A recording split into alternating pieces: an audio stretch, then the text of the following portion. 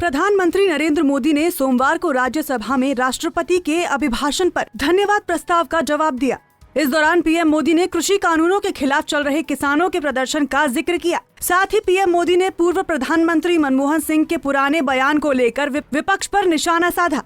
PM Modi ने कहा कि मैं पूर्व पीएम मनमोहन सिंह के एक कथन को कोट करना चाहूंगा। उन्होंने किसान को अपनी उपज कहीं भी बेचने का अधिकार देने की बात कही थी। लिहाजा विपक्ष को इस बात पर गर्व होना चाहिए कि पूर्व पीएम मनमोहन सिंह की बात इस सरकार को माननी ही पड़ी है।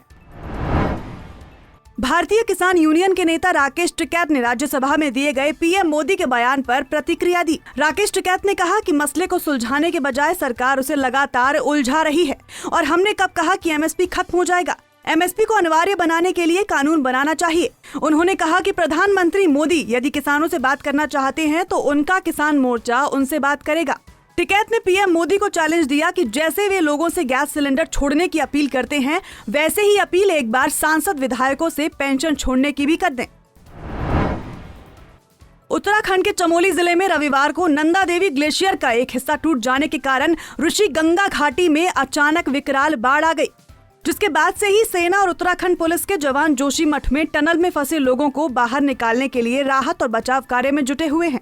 बताया जा रहा है कि इस रेस्क्यू ऑपरेशन में 18 लोगों के शव बरामद किए गए हैं और 200 से ज्यादा लोग अभी भी लापता हैं। वहीं केंद्रीय मंत्री रमेश पोखरियाल निशंक भी तपोवन पहुंचे, जहां उन्होंने आपदा प्रभावित इलाके का जायजा लिया। इस बीच राज्य और केंद्र सरकार ने हादसे में जान गंवाने वाले लोगों के परिवार वालों को मुआवजा देने की घोषणा की है। उत्तराखंड में आई प्राकृतिक आपदा के पीड़ितों के प्रति दुनिया भर के नेताओं ने गहरी संवेदना व्यक्त की है। इस हादसे पर संयुक्त राष्ट्र ने भी दुख जताया है।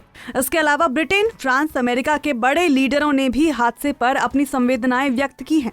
वहीं उत्तराखंड हादसे के प्रति दुनिया भर के इस सहयोग के लिए भारत ने उनका आभार जताया है। भारत की ओर से विदेश मंत्री डॉक्टर एस जयशंकर ने विदेशी सहयोग पर आभार जताते हुए कहा कि चमोली में ग्लेशियर टूटने से हुए जानलेवा नुकसान पर दुनिया भर में हमारे सहयोगियों द्वारा व्यक्त की गई एकजुटता की गहराई से सराहना करते हैं। उन्होंने कहा कि हम इस कठिन समय में आपके समर्थन का महत्व समझते हैं। केंद्र सरकार ने ट्विटर से किसानों के विरोध प्रदर्शन के बारे में गलत सूचना और भड़काऊ सामग्री फैलाने वाले 1178 पाकिस्तानी खालिस्तानी अकाउंट को हटाने के लिए कहा है। हालांकि ट्विटर ने अभी तक पूरी तरह इन आदेशों का पालन नहीं किया है। बताया जा रहा है कि केंद्रीय सूचना प्रसारण मंत्रालय ने 4 फरवरी 2021 को ट्विटर के साथ 1178 ट्विटर अकाउंट की list micro blogging site company Twitter के साथ साझा की थी। इस अकाउंट को सुरक्षा एजेंसियों ने खालिस्तान समर्थकों, पाकिस्तान से समर्थित और विदेश से ऑपरेट होने वाले हैंडल्स के तौर पर चिन्हित किया था। किसान आंदोलन के समर्थन में पॉप स्टार सिंगर रिहाना के ट्वीट के बाद बॉलीवुड खेल से जुड़ी विभिन्न हस्तियों द्वारा ट्वीट किए जाने के मामले में उद्धव सरकार ने बड़ा कदम उठाया है। महाराष्ट्र सरकार ने इन सेलिब्रिटीज द्वारा ट्वीट्स किए जाने को लेकर जांच के आदेश दिए हैं। महाराष्ट्र सरकार ने इन ट्वीट्स के खिलाफ इंटेलिजेंस विभाग को जांच करने के लिए कहा है। दरअसल इन ट्वीट्स की शिकायत कांग्रेस ने की थी। कांग्रेस ने आरोप लगाया था कि ज्यादातर ट्वीट्स का एक ही पैटर्न था। सलमान खान की एक्स गर्लफ्रेंड सोमी अली एक बार फिर सुर्खियों में है। सोमी अली ने सालों बाद अपने और सलमान खान के रिश्ते को लेकर बातचीत की।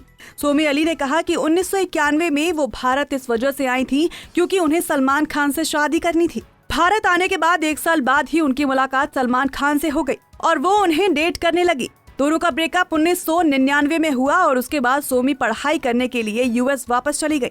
जब वो इंडिया आई तो उस वक्त उनकी उम्र महज 16 साल थी।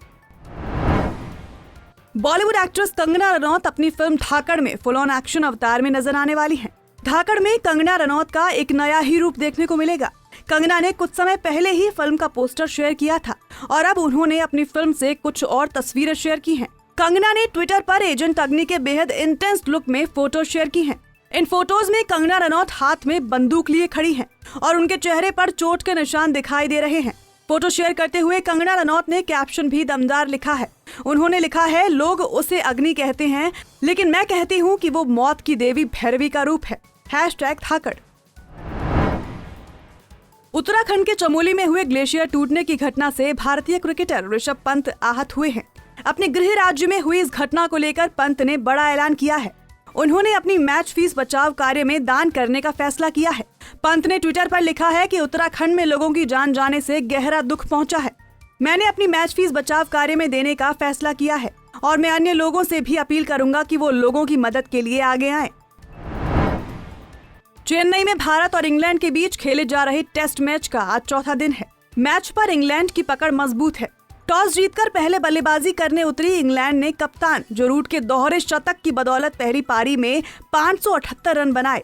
इसके बाद इंग्लैंड के गेंदबाजों ने दम दिखाया और भारत की पारी को 337 रनों पर समेट दिया।